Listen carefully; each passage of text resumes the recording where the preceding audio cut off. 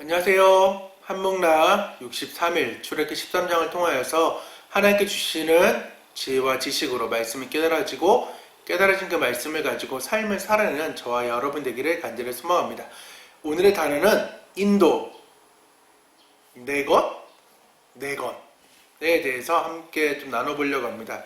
오늘 397에 대해서는 개요가 무교절에 대한 내용이다. 하나님께서는 모든 초태생을 성별하여 하나님께 드리고 애굽에서 나온 날을 기념하여 무교절을 지키라고 말씀하셨다. 이 무교절은 당대의 이스라엘 자손만이 아니라 대대손손이 지켜야 할 규례였다. 또한 본장에는 하나님께서 이스라엘을 애굽에서 인도하실 때 베푸신 배려에 대해서도 언급되었다. 하나님께서는 이 백성의 행로를 선택하시고 고른 기둥과 불기둥으로 인도하셨다. 하나님께서는 이스라엘 백성을 애굽에서 탈출시켰을 뿐 아니라 지속적으로 인도하셨고 하나님의 선하심과 진실하심은 하나님의 임재의 산지인 고른 기둥과 불기둥으로 보증되었다. 오늘 이제 13장부터 이제 출애굽 이후는 이제 어떻게 살지. 이틀 전에는 이제 6월절의 제정에 대해서 말씀을 했다면은 이제 출애굽을 이제 곧 하게 될 텐데 출애굽을 할 너희들이 어떻게 살아야 될지에 대해서 말씀을 이렇게 하나님께 또한 하시는 것을 볼 수 있습니다. 출애굽 이후 어떻게 할 것인가? 6월절에 담긴 의미가 뭐라고 했어요? 구원에 감사하자. 동일하게 지금 출애굽 이후의 삶은 구원에 감사하는 삶이라는 것입니다. 지속적으로 계속 감사함으로 나아가는 것이 구원받은 사람의 자세라는 것입니다. 여러분은 공짜가 좋으세요? 아니면 제값 주고 산 그것이 좋은가요? 아니면 때로는 안 좋은 방법으로 이렇게 가져온 것이 좋은가요? 전선아님 어렸을 때 안 좋은 방법으로 많이 이렇게 갖고 온 적이 있습니다. 여러분 때는 뭐 이렇게 다들 이렇게 첨단으로 돼 있어서 나가면 삐삐삐삐 막 소리 나고 이러지만 전선 때는 슬쩍 하는 게 좀 가능했어요. 그래서 신발 주머니가 따로 이렇게 들고 다녔거든요. 그래서 신발 주머니는 가방에 넣고 신발 주머니 비었으니까 거기다가 이제 쓸어 넣은 적이 있었는데 정말 가지고 싶었던 문구료 과자가 먹고 싶은데 단돈 얼마일까요? 단돈 1,000원? 단돈 50원과 단돈 100원이 없어가지고 그렇게 이제 남의 물건을 슬쩍 했죠. 왜 이렇게 싸냐라고 생각하겠지만 전사한테 짜장면이 500원이었습니다. 그리고 2만원 정도면은 겨울 한 계절은 난방을 계속 틀어도 무난하게 넘어갈 수 있었던 것이 전산 시절이었어요. 그러니까 쌍쌍바, 지금 나오고 있는 쌍쌍바도 50원이었어요. 그러니까 친구랑 나눠 먹으니까 25원에 쉽게 말하면은 아이스크림 먹을 수 있을 그러한 상황이었죠. 꼭 먼 나라, 이웃 나라 같고 엄청 전사님 과거 연구 같나요? 전사님 뿐만 아니라 여러분의 부모님 세대, 그러니까 전사님이랑 비슷한 나이 또래에 계신 부모님 세대라면은 더 됐고 그 전에 이제 부모님이라면은 전사님보다 더 싸게 짜장면을 먹었겠죠? 대신 그만큼 또한 물가가 또한 비쌀 수 있었던 상황인 거죠. 돈의 화폐의 이제 차이가. 하여튼 전사님이 이제 이런 얘기를 해서 전사님 도둑놈이었구나 라고 생각을 하겠지만은 반 도둑놈입니다. 왜냐면은 슈퍼집이나 문구점 가가지고 용서를 빌고 얼마 되진 않지만은 죄송하다고 이제 드리긴 했어요. 그 당시 50원과 그리고 지금의 돈 차이가 나기 때문에 지금의 돈으로 최대한 드리려고 했더니 아저씨가 웃으면서 옛날 돈으로 줘요 이렇게 해서 50원 뭐 이렇게 해가지고 정말 5만원 채 이렇게 못 드렸고 이렇게 왔어요. 지금으로 말하면 한 15만원 20만원을 줘야 될 돈인데 그냥 5만원만 이렇게 줘요 학생 이러면서 웃으면서 넘어갔는데 왜 반 도둑놈이냐 갔더니 없어진 가게들이 있더라고요. 그러니까 주로 슈퍼 2군데, 문구점 2군데였거든요. 그러니까 문구점 2군데하고 슈퍼 1군데만 이렇게 죄송하게 용서를 구하고 한 군데를 못했죠. 여전히 지금도 죄송하고 송구스러운 마음으로 살아갑니다. 전선생님이 이런 부끄러운 삶을 나누냐면은 오늘 초태생에 대해서 처음 난 것들을 하나님께서 말씀을 하고 있기 때문입니다. 하나님께서는 공짜가 없으신 분이에요. 너가 죽어야 할 그 자리에 이제는 다른 것이 죽어야 된다라고 주님께서는 말씀하고 있습니다. 죄의 값은 사망이라고 말씀했습니다. 우리가 왜 죄에 대해서 지금 구원에 감사할 수 있냐면은 예수 그리스도가 지금 이 초태생의 상황에서 지금 우리를 위하여서 죄를 해결해 주셨고 다시 사셨기 때문에 그 값을 지불해 줬기 때문에 우리가 자유함으로 지금 예배하고 이렇게 나눔을 할 수 있는 거지. 구약 시대라면은 이 공짜 개념이 없으신 그 하나님께서는 반드시 네 목숨값을 달라라고 지금 말씀하고 있다는 것입니다. 그러니까 맨 처음에 볼 때는 와, 우리 민족은 안 죽었다. 6월 해가지고 죽음에서 넘어가서 우리 가정은 안 죽었다라고 얘기하고 행복해할지 몰라도 하나님께서는 내 것, 네 거가 아니라 내 거라고 확실하게 구분 짓는다는 것입니다. 13장 오늘 1절 2절에는 여호와께서 모세에게 일러 이르시되 이스라엘 자손 중에서 사람이나 짐승을 막론하고 태에서 처음 난 모든 것은 다 거룩히 구별하여 내게 돌리라. 이는 내 것이니라 하시니라 라고 지금 말씀하고 있다고요. 하나님께서는 공짜 없이 지금 내 거란 것을 확실하게 지금 말씀하고 있다는 것입니다. 그리고 나서 중간에 이제 상황이 비고 나서 11절에서 16절 다시 초태생에 대한 그 구체적인 상황을 다시금 하나님께서 말씀하고 있다는 것입니다. 이 초태생의 규례도 지금 단발성으로 끝나는 것이 아니라 6월절 규례처럼 무교절, 7절, 초막절 이런 규례처럼 계속해서 지켜져야 할 규례라고 주님께서는 하나님께서 말씀하고 있습니다. 이런 규례들을 보면서 반드시 그 자손들에게 이 규례에 대한 이유를 말씀해 주어야 되고 설명해 주어야 된다는 것입니다. 후일에 내 아들이 이런 일이 왜 일어나냐 물을 때는 부모님이 간증해 주라는 것입니다. 자녀들에게 왜 이런 일들, 하나님의 그 크고 놀라우심이 왜 일어났는지에 대해서 썰을 풀되 하나님께 감사함으로 그 구원의 그 역사하심들을 기억하면서 자손들에게 대대로 계속해서 구전으로 계속해서 알려주라는 것입니다. 모든 수컷들, 우리로 말하면 모든 사람은 다 죽어야 하지만은 그럼에도 불구하고 하나님께서는 장자와 초태생을 죽지 않게 한 그 이유, 우리는 구원받았어. 왜? 우리가 하나님의 말씀을 순종하여서 양의 문설주에다가 양피를 문설주에다가 좌우인방에다가 발랐기 때문에 우리는 모든 가족들이 살 수 있어. 그래서 계속해서 특별히 첫째된 저 같은 사람들은 계속해서 자녀들에게 얘기할 수 있겠죠. 너는 태어날 수 없었어. 왜? 아빠는 죽을 수밖에 없던 사람이었어. 이런 상황이 가능한 거죠. 동일하게 지금 신약시대로 얘기할 수 있는 거죠. 우리는 죽을 수밖에 없어도 너도 나도 지금 천국에 갈 수 없지만은 하나님께서 이 초태생의 모든 것은 내 것이라고 말했기 때문에 예수님을 독자 아들 하나를 지금 나를 위해, 우리 너를 위해 지금 십자가 달려 돌아가셨고 죽기까지 사랑하셨으며 부활하셨어 라고 얘기할 수 있어야 되는 그러한 믿음이 있어야 되는 거죠. 그리고 이 구원받은 모든 존재가 누구의 것? 여호와의 것이라는 것입니다. 내 거라고 하나님께서는 말씀하고 있다는 것입니다. 또한 여호와께서 그 손의 권능으로 우리를 애굽 땅에서 인도함에 대해서 감사하는, 그게 구원에 세상에서부터 구별되고 구원받은 거에 감사하는 거야라는 것을 지금 자손들에게 대대손손으로 알려줘야 된다는 것입니다. 절대로 우리 한목나 팀들의 가정에는 이런 믿음의 대가 끊기지 않기를 기도하고 또 계속 기도할 것입니다. 두 번째는 하나님의 인도하심을 따라 살아야 된다는 것입니다. 출애굽된 이후의 삶은 누구의 인도를 받아야 했냐? 하나님의 인도를 받으며 살아가야 된다는 것입니다. 6월절 통해서 뭘 배웠나요? 하나님의 보호하심에 대해서 배웠어요.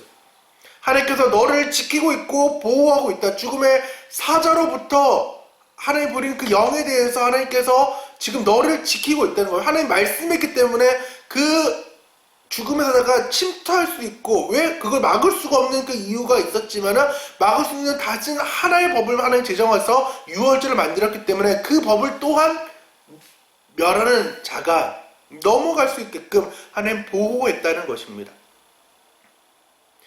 어떤 거냐면은 에스더의 그 상황 가운데서 다 히브리 백성은 유대인들을 죽여라 라는 그 조서가 내려졌지만은 두 번째 조서가 더 있었기 때문에 그들이 이제 살 수 있었기 때문에 불임절에 나타났다고 우리 학생부 예배 때 배웠던 것처럼 지금 이러한 상황으로 하나님께서 보호하고 계시다는 거예요. 그 보호하심에 따라 하나님의 인도하심을 또한 이제 맛보며 살아갈 줄 알아야 되는 것입니다.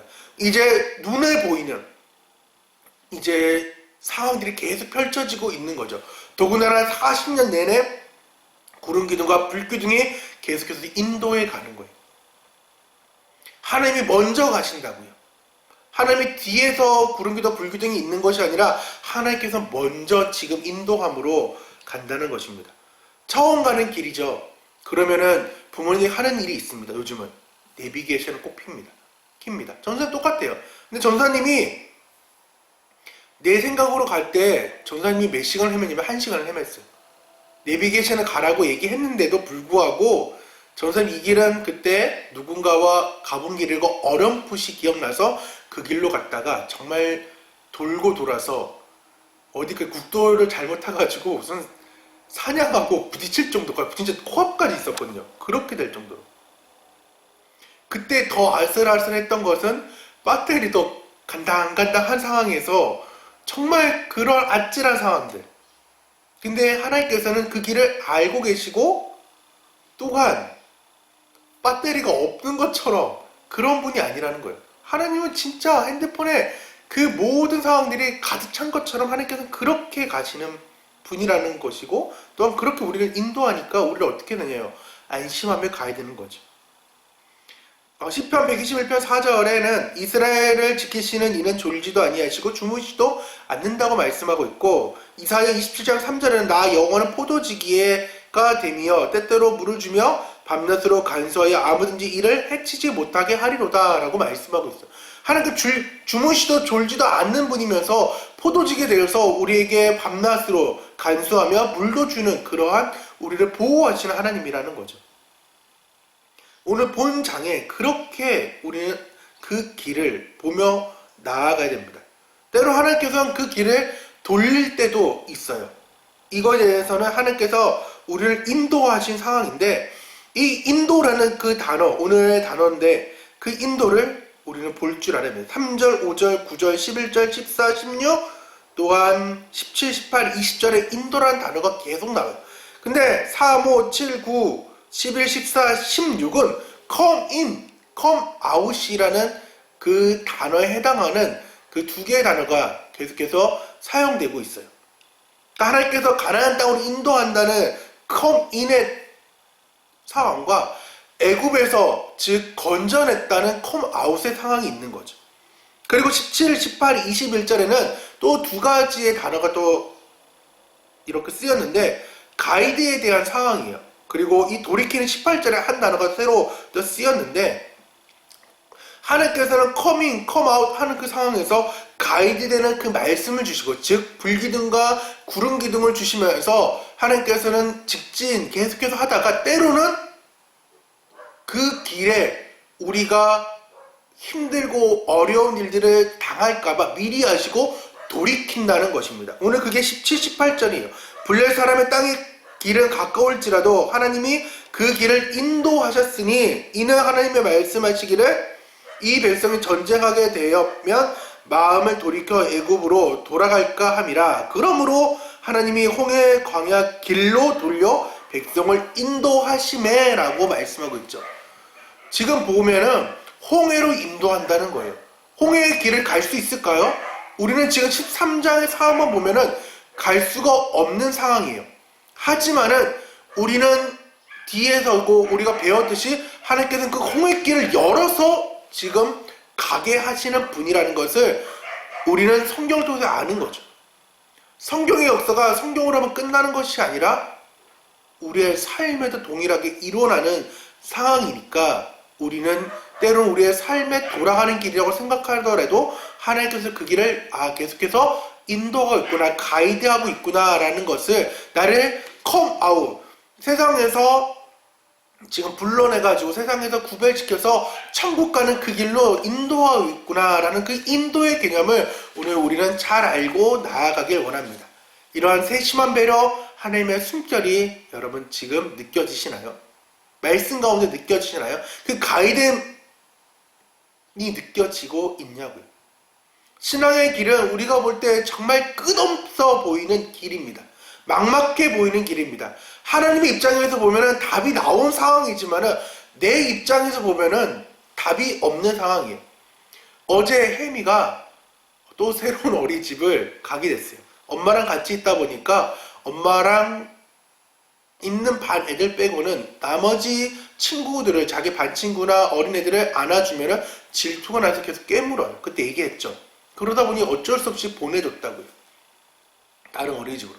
와, 장난 아니었어요. 엄청 울고불고 난리예요. 왜냐면은 새로 낯선 사람 2명이 있으니까 가는 날 옷도 안 갈아입으려고 하고 또한 저한테 계속 안겨가지고 계속 아무것도 안 하려고 해요.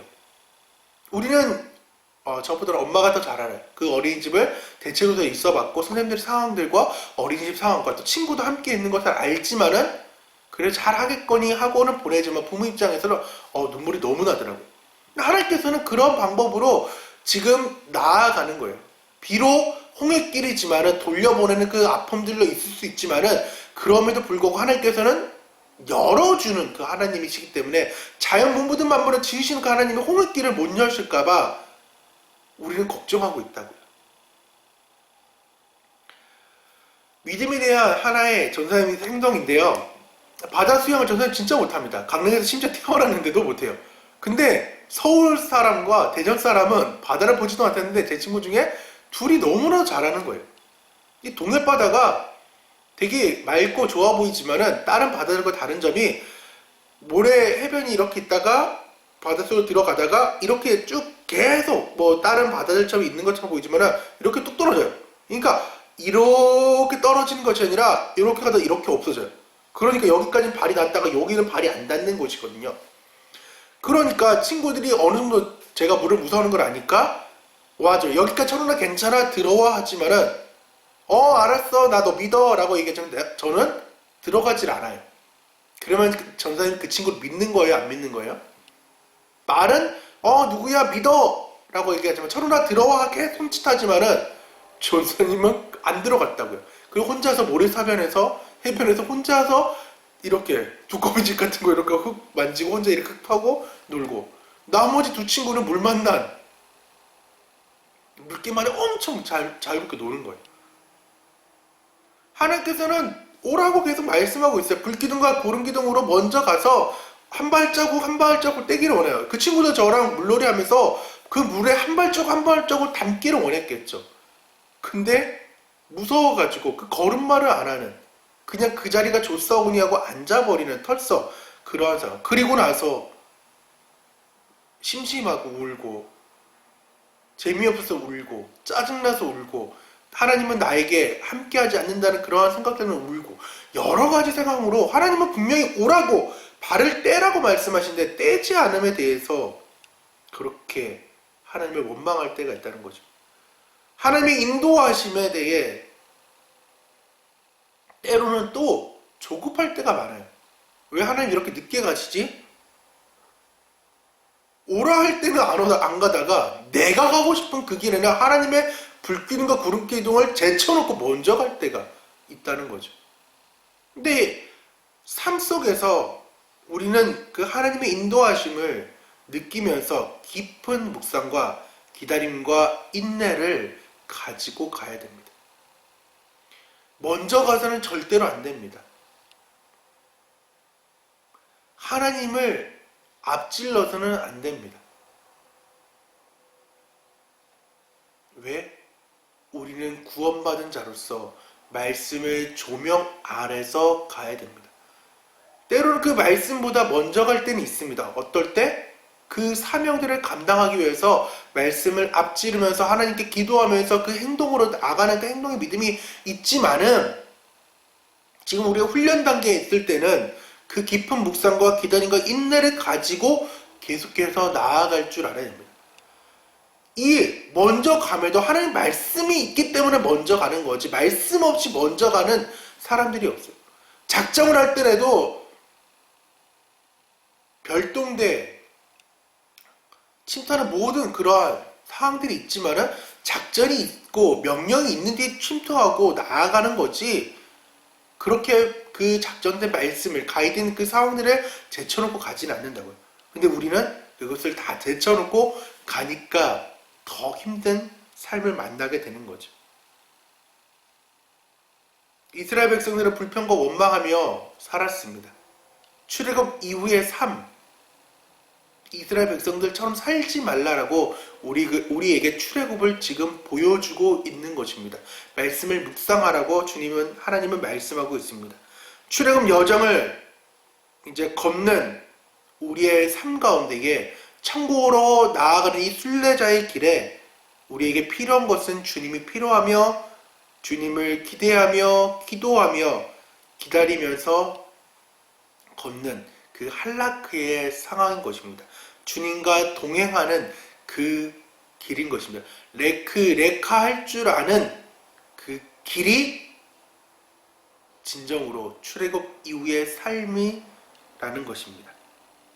오늘 두 가지 함께 나눴습니다. 기억해야 됩니다. 감사하자. 무엇에? 나를 구원하신 그 구원에 감사하자. 두 번째는 하나님의 인도하심을 믿고 경험하며 함께 동행하자라는 것입니다. 저는 적용을 어떻게 했느냐? 하나님께서 나를 위해 하나밖에 없는 예수 그리스도를 보내셔서 나를 구속해 주셨는데 나는 그 은혜에 감사하는가? 3일기는 예수 그리스도를 보내주심에 감사하며 또한 인도하심을 믿고 나아가기라고 함께 이렇게 삶을 읽었습니다. 오늘 전사님이 햄이 재우다가 이 말씀을 묵상하는 그 날이었는데 마침 찬양이 들리는 찬양이 있더라고요. 오늘 이곳에 계신 성령님이라는 찬양인데, 그 중에서 비록 MR로 나온 찬양 중이었지만은 주님보다 앞서지 않고 라는 그 의미 딱 흘렸을 때에 내가 주님보다 앞서지 말자라는 그러한 감동이 더 왔더라고요. 그래서 오늘 전사님이 이 말씀을 함께 나누기 전에 이 찬양을 마음껏 좀 듣고 왔는데, 여러분에게도 링크 걸려 있으니까 한번 꼭 들어보시길 바랍니다. 기도하겠습니다. 하나님 감사합니다. 출애굽 이후의 삶을 이제 어떻게 살아야 할지를 하나님께서 말씀해 주고 있습니다. 하나님 감사하게 도와주셔서 그 구원의 은혜에 감사하며 살아가게 도와주셔서 세상에 만족하고 세상을 위해 살아가는 것이 아니라 하나님이 주신 그 예수 그리스도 한 분으로 인하여서 만족한 삶을 살게 도와주셔서, 두 번째는 하나님이 인도하심을 믿고 감사하며 경험하는 삶 되게 도와주셔서, 하나님 오늘 이곳에 계신 성령님의 찬양처럼 주님보다 앞서지 않게 도와주셔서, 아버지 불기둥과 구름기둥보다 앞서지 않게 도와주시고, 하나님께서 가이드하기 위해서 하나님께서 계속 그렇게 우리를 인도해 가시는, 때로는 내가 볼 때는 멀어 보이고 돌려보내고 홍해길처럼 보이는 그 길이지만은 하나님의 그 놀라우심을 이 출애굽을 통하여서 믿고 순종하며 순복하며 나아가게 도와주셔서, 하나님께서 나에게 좋은 것, 선한 것, 토부를 주시는 상황이오니까 레카 그 할라카하는 그 동행의 삶을 살 수 있도록 도와주셔서 주님께서 함께 하실 걸 믿사하며 살아계신 예수님의 이름으로 기도드립니다. 아멘. 13장 함께 들어보시고 또한 귀한 나눔 되기를 원합니다. 다 같이 뭐라고요? 안녕. 출애굽기 14